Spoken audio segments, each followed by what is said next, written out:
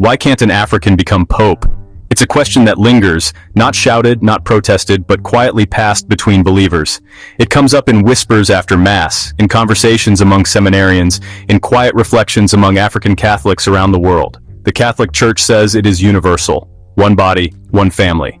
Yet in nearly 2,000 years of papal history, not a single pope has come from Africa in the modern era. It's not about capability. African Catholics are among the most vibrant, committed, and growing communities in the Church today.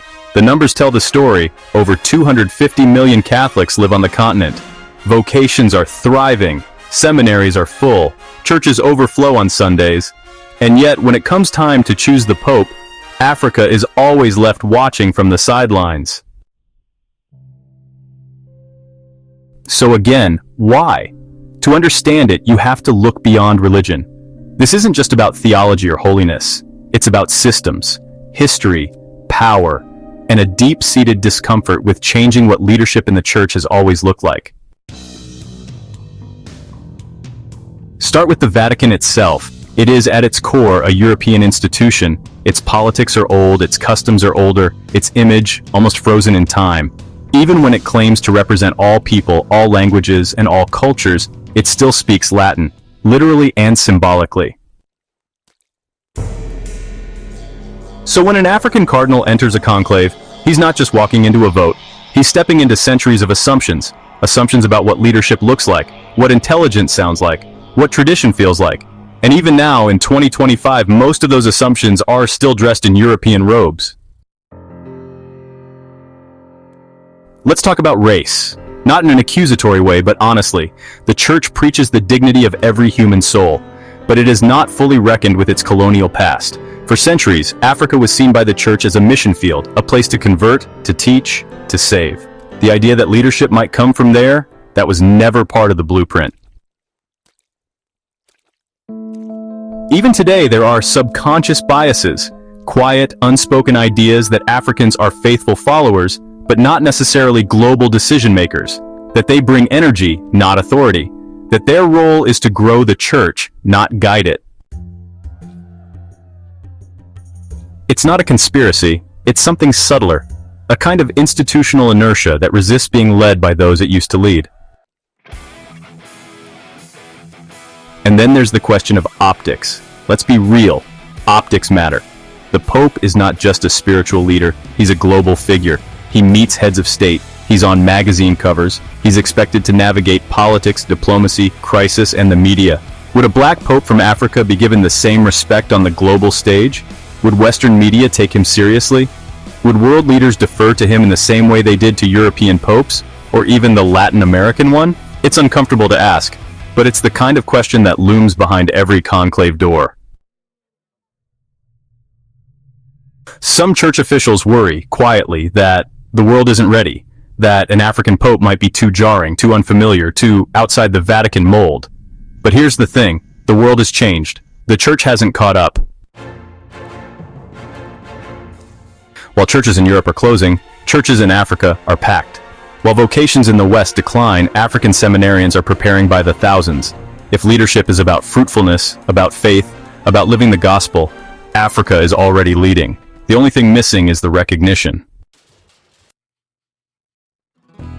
Let's take names. Cardinal Francis Arinze of Nigeria, Cardinal Peter Turkson of Ghana, two brilliant, seasoned, widely respected leaders who have been mentioned in more than one conclave. Fluent in languages, deep in theology, experienced in Vatican affairs, and yet never chosen.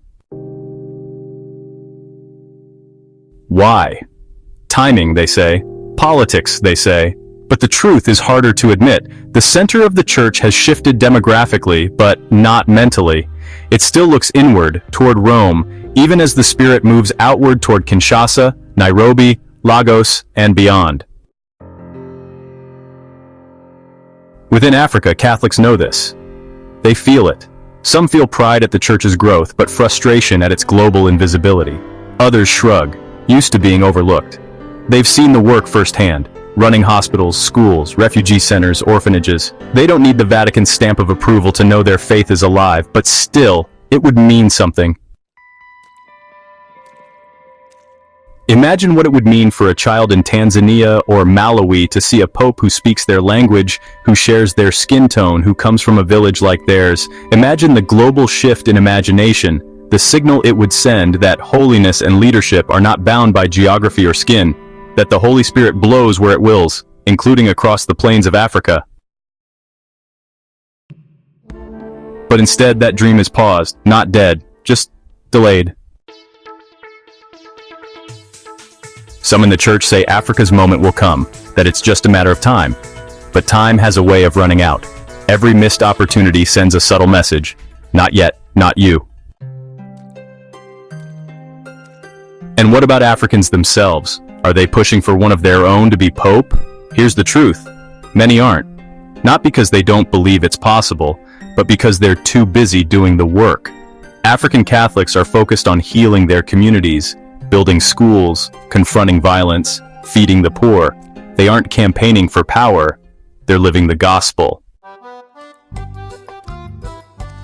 Still, for many, the idea of an African pope isn't just symbolic. It's a correction, a long overdue acknowledgement, a global moment of dignity. So why can't an African be pope? Because of tradition that resists change, because of politics dressed up as discernment, because of optics and unspoken fears, because the church is still catching up to its own global reality. But here's the hope, it won't be like this forever. The church may be slow, but it moves. Sometimes it takes centuries. Sometimes all it takes is one bold conclave. And maybe one day soon, as the world watches the smoke rise over St. Peter's Square, a name will be read that sounds like home to millions of African Catholics. A name that reminds the church that leadership doesn't belong to one region, one language, or one skin. It belongs to those who serve. Those who love, those who lead with humility. Africa is ready. The church just needs to open the door.